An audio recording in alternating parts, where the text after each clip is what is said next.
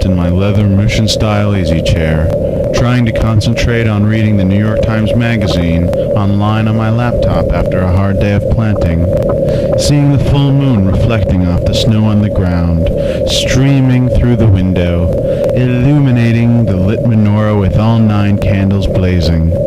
I knew the end was near when Esperanza slowly pulled herself out of her quickie wheelchair for the first time since she found herself living in it 18 months ago.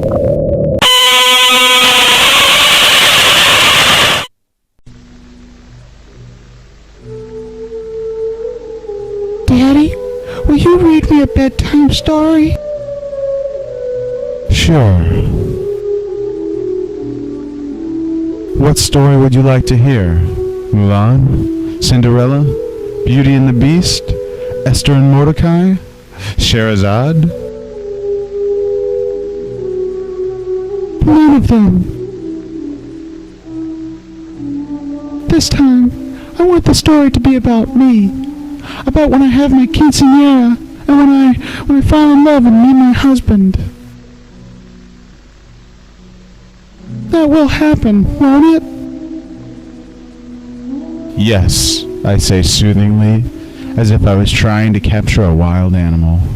I pull her closer to keep her warm. It happens to all of us. We all meet our beloved at some time in our life. I find myself reluctantly saying, even you. Promise?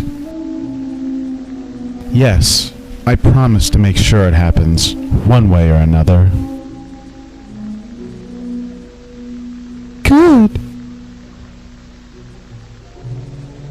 Once upon a time, in a faraway land, there lived a man and a woman.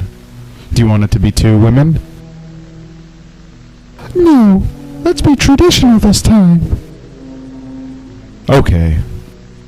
Who had never met, and the woman had been raised by her father, a carpenter, after her mother had died when she was 8. But now, the woman was of merging age, but no man or woman would want her. Although she dressed conservatively for a woman, she had learned the male trades as well as the female ones. They were all scared of her, afraid she would want all of the power of the relationship. Are you feeling the pain again?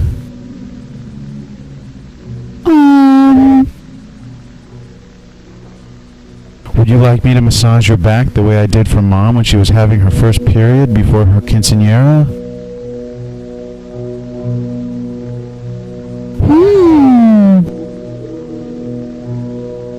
And so, the woman, whose name was the same as yours, felt that no one would want her and went for long walks in the woods.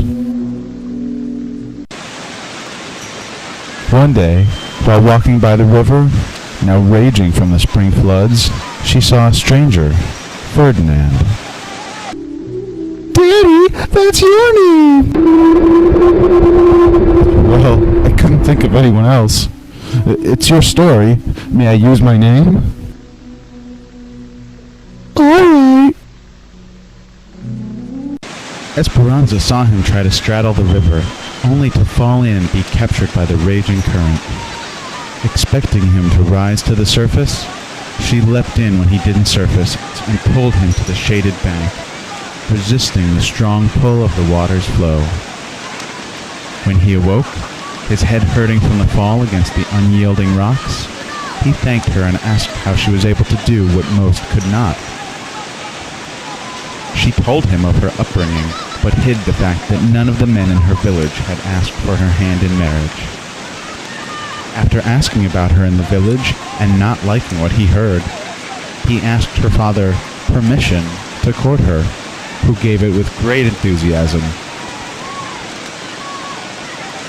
Ferdinand settled in the village and courted Esperanza, told her that he wasn't courting her because she had saved him, but because she interested him.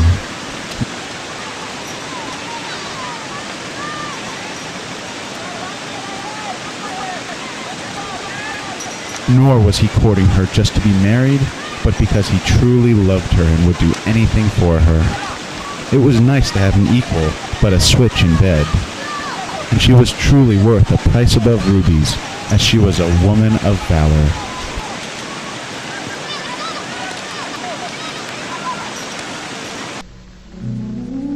That was a good story. Much better than all the others. But did they get married? Within a year, they were married under the traditional wedding canopy as the musicians played Tejano Latino and Arab belly dance, reflecting both their heritages, and lived happily ever after.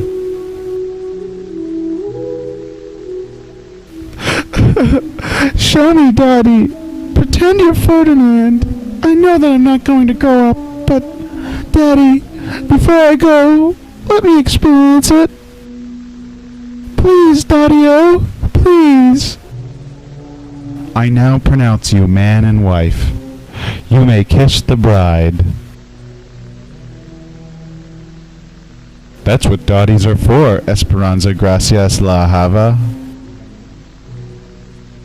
A few minutes later, as the clock struck midnight, I felt her body grow still and resist life as she stopped breathing. Respecting her DNR request and her advance medical directive, I held her for a few moments and kissed her for the last time before bursting out in tears like a fireworks display. Now, the grieving would begin.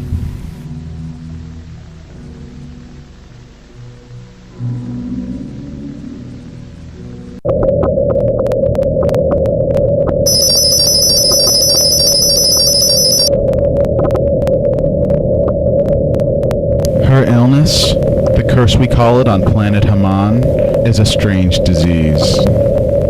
2 years ago, at age 28, she was a vibrant woman, beloved wife, and newly graduated PhD from the Université du Mars.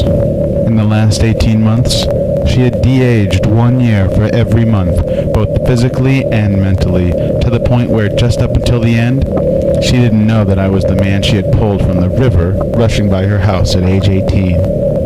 And who would stand by her and be there for her when she finally went for her final walk on the ice? Among my people, no one dies alone, and no one dies unloved.